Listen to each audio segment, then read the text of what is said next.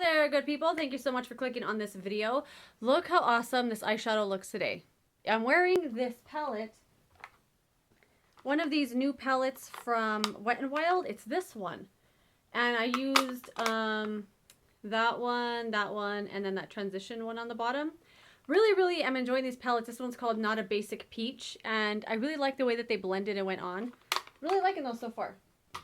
Anyway, right now I want to talk about the worst products of the year. I have 6 things to talk about that one of them, with the exception of one of them, I wouldn't recommend these to anybody. And that's kind of how I gauge worst products. Sometimes stuff just doesn't work for you, or it's a fail, or you regret buying it. But these are things I wouldn't recommend to anybody with the exception of one item. And that's actually the last one on the list. So start from the bottom, work my way up to the worst of the year. The number 6 thing, worst of the year, Laura Mercier Loose Setting Powder Translucent. This is the one thing that just didn't work for me. I only have really like one powder, and this one is not it. This one was so drying. It sucked all the moisture out of my skin, under my eyes. Like, I never knew I had that much crepiness and dryness and under eye wrinkles. Like, holy crap, it just like would suck everything out. It wasn't for me. Even if I used like the tiniest little amount, it just didn't work for me, and I'm just not a fan. But I know a lot of people really like that, but for me, it didn't really work out. The next thing are the Insta Conceal and Correct and the Insta Conceal and Contour little trios from Rimmel. I tried to use these and shop my stash last week, and I just could not get on board with these. So this one is a corrector palette. I've only had these for like 2 weeks, and they're already feeling thick and dry. So the pink one, the salmon-y pinky one down there is actually kind of a nice shade. It does cover up, but it blends horrible. It pills on itself. It dries down really bad. So it feels like you're trying to like blend cream on top of powder. I don't like it. These two are a little like meh as well. I wouldn't try this. If you're interested in trying color correcting, like look how much they want you to put on your face. If you're interested in trying color correcting, I wouldn't try that because it's going to make you not like color correcting. Same thing with the concealer palette. This just did not work. It just dries down awful when you're trying to blend them. They're really thick, and no way, Jose. The next one, this is such a disappointment. This was the Soap & Glory Mighty Contour.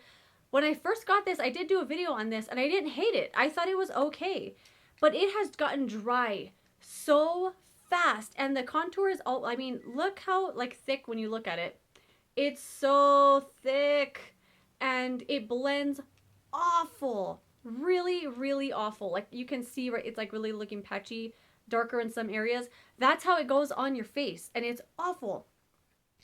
The bottom shades, on the other hand, are not so bad. You get a blush and a little highlight shade in there, and the blush, I mean, now it goes on awful because it's so thick and dry already.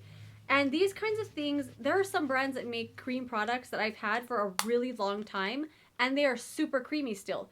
This, I have not had that long, and it's already like dried up. It says it's supposed to last a year and a half. No way. I would say a month maybe, and then it's like beyond unusable. Do not recommend. The next one is something I bought in a full size and returned, and then I got this little sample when I placed an order. So I saved it just to show in the video, because otherwise I wouldn't have one. This is the Urban Decay Troublemaker Mascara. I don't know if you're going to be able to see, but there's all these little, you can see them kind of at the tip. When I first got this, I was like, is this used? Like, I felt like it was used and returned. Like, you can see those little tiny ones up there at the tip. It looks like there's broken pieces of the bristles in the mascara or eyelashes or something. It's not like small little pieces like fibers that kind of build up on your eyelashes. It looks like broken pieces of bristles and eyelashes, and it's weird because they'll just like go randomly on your eyes and just stick out everywhere. It's also way too wet of a formula. It never dries down. It was really messy to use, and I would not recommend this to anybody either. I dropped it. The next one, number 2, worst product of the year. Oh, this was such a disappointment. These are the OGX limited edition Candy Johnson. The scent, awesome. I love the smell of these. Oh my god. Oh, it just smells like yummy, spicy apple, cinnamon, Christmas, yummy winterness. It smells really good. The scent lingers. I love it. The formula of this is so awful, so bad. This made my hair way too soft and pliable. Like it felt like putty or something. Like it would just, ugh, it felt so gross, and it made it so staticky that it would static into the one big lump on the back of my head. I could feel it just sticking on me, like pliable, soft, gross hair. I really, really hated this. It reminded me of the Whole Blends, the coconut one. I hated that one too from Garnier. So if you like this, let me know which formula it is from OGX, because it doesn't say which one it is on here. It just says that it is a bubbly blend and it's hydrating. So nope, did not like this at all. Definitely a regret. The last thing, this is a product that made me mad. If you've ever had something that made you mad, makeup, let me know what it is, because this is definitely the thing for me.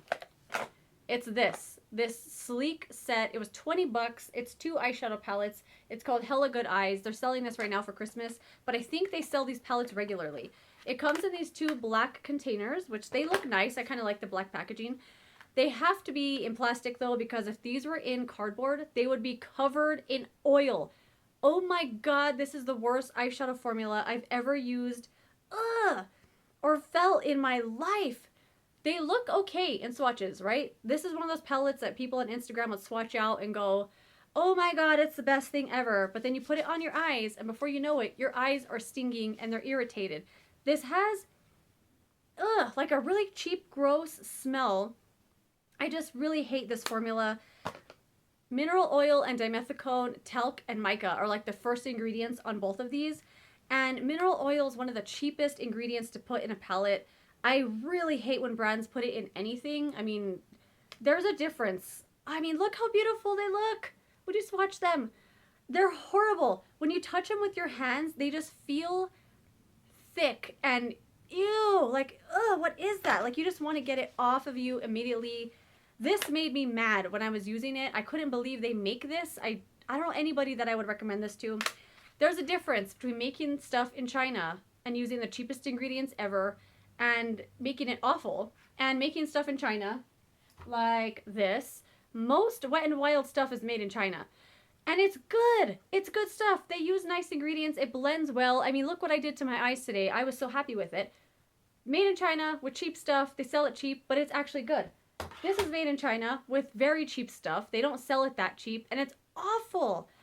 There's a difference, man, and this made me mad. I hated this. This I hated. So anyway, those are the things I did not like this year. If you have any makeup products that made you mad this year, I would love to know what it is, because you know what? I won't feel so weird now. Anyway, thank you for watching. I'm about to film my number 7 skincare video now, and I will see you in another one. Goodbye.